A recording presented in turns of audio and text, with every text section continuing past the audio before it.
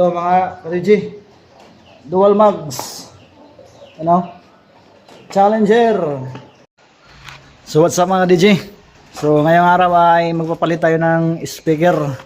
So yan, ito yung ating speaker Tatanggalin natin to kasi palitan natin ng Challenger na 18. So yan, so mano-mano natin itong tanggalin kasi burn out, hindi tayo makagamit ng barina. So nandun yung ating Challenger 2 pieces. Dito natin yan ilulod. Yan. So ito na. Tanggalin natin yung speaker para mapalitan na natin. Takbi wala akong kasama kaya mabigat to.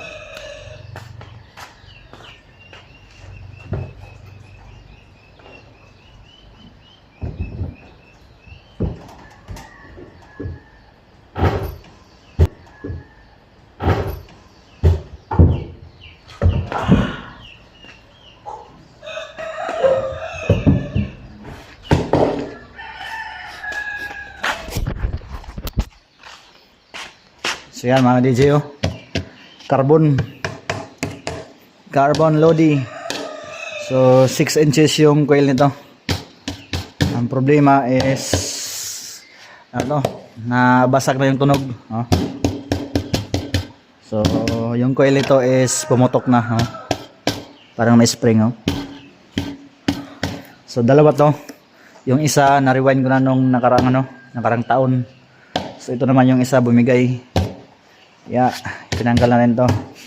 So single mags lang siya. Kaso pero makapal yung magnet. Yan pang subwoofer na talaga design. Kahit single magnet lang siya is makapal naman. So Lexus Audio. Yan Lexus Audio, diba? So bali yung spider rin to is dual, makapal, nakaring na din. Yan, alam ko kasi nirewind ko yung isa dito ang nakarang taon.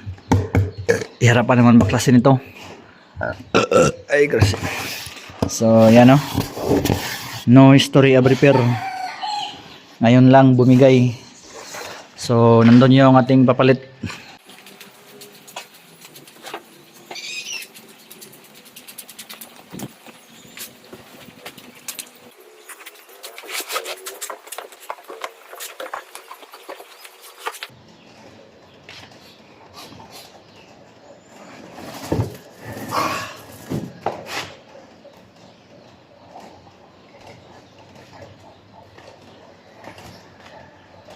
Ito mga ka-DJ, dual mags, Challenger, bigat.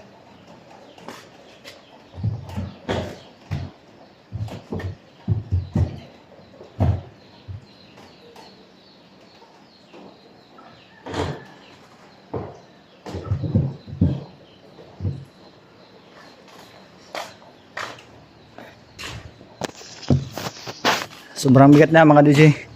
So dual magnet So makapal yung magnet bawat isa. Yan 1 inch yung kapal 1 inch. So 2 inch lahat kasi dual to. So nakaring. Yan dual spider din to. Ito yung voice coil nito is 6 inches. Same din nung nung binaklas natin dito yung speaker na isa. Yun, andun siya, pahinga muna siya, pahinga. Ito tigas. So yung surround niya mga DJ is okay. Yan, okay. So naka-cloth type, hindi nakatahi yung kanyang surround. Then yung con makapal yung con, treated ko na din. Sobrang tigas halos hindi mo bounce. So goods na goods to. Yan oh. Yan. So baliktarin natin. Yan. So, ito yung kanyang W. Ito yung design niya. Challenger 2400 watts Kingpin 18. Yan. 2,400. Bago guys. Halos hindi madangkal. Sukatin natin gamit ng ating ano. Sukatin natin. Yan. Wop. Ba? 1 inch na lang. 1 inch na lang para maging 1 feet yung lapad. So 11 inches. So ito yung kanyang voice coil dito. Yan. Ganda ng design. So sound check natin mamaya. So dalawa to. Baklasin natin yan. So Broadway yung ano nan. Broadway yung laman. Yan. So tatanggalin natin yung isa and then pasok natin yung kaparis nito. Then sound check tayo dalawa. Yan. So yan mga DJ. Nakabitan natin yung kanyang speaker. So yan. Challenger. Ito kanyang speaker wire. So number 14. Fights na yan. So yan. Tika, mayroon bang bolt nahulog. Yan. So yung gulong na yan is kakabit natin dyan sa ano, sa box. So kabit na natin to.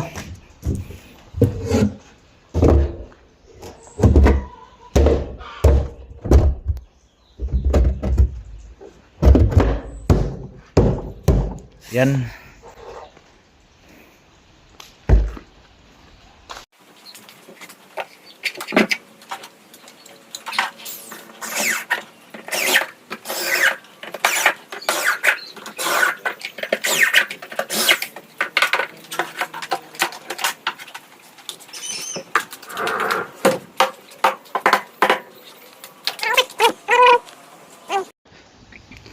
So ito na yung pangalawang ano, babaklasin natin mga DJ. So ito naman ay Broadway na 18K Pro. So 18 din oh. Yung voice coil naman nito is 5 inches. Yan. TSV. So malaki din yung magnet oh. 2,000 watts. So baklasin natin at ipalit natin yung Challenger dito.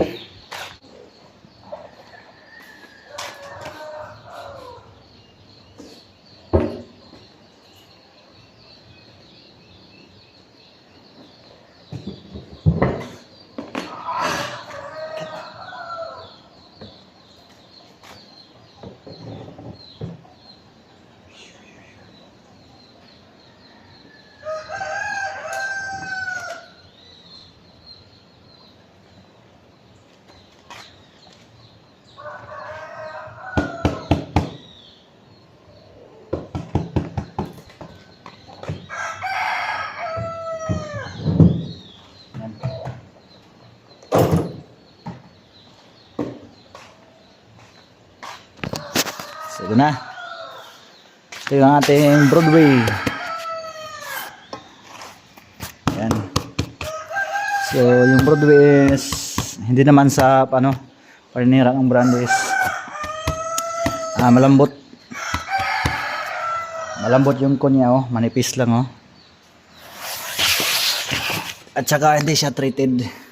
You know. Yan, pura pala ikabok. Teka, flash natin. So yan o, makinis lang siya o. Kinis. Tsaka yung coil niya. So malakas naman to. Okay din bumayo. So yan. Problema lang dito is malambot yung kanyang pagka-suspension niya. Yan. So dual din yung ano nito, yung spider hindi siya nakaring, hindi siya ring type. Yan, tingnan nyo, nayuyupi agad, pero malakas naman to. So palitan na natin to. Let's go. So ito na, unboxing natin to kasi hindi pa to nabuksan. Yan o.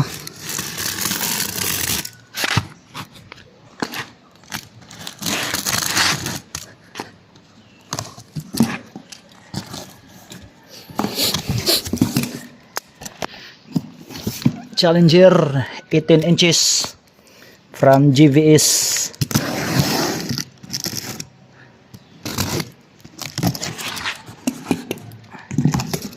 Yan o. Yan o. Yan o. Tika, parang baliktad. Baliktad yung pagkalagay ng speaker.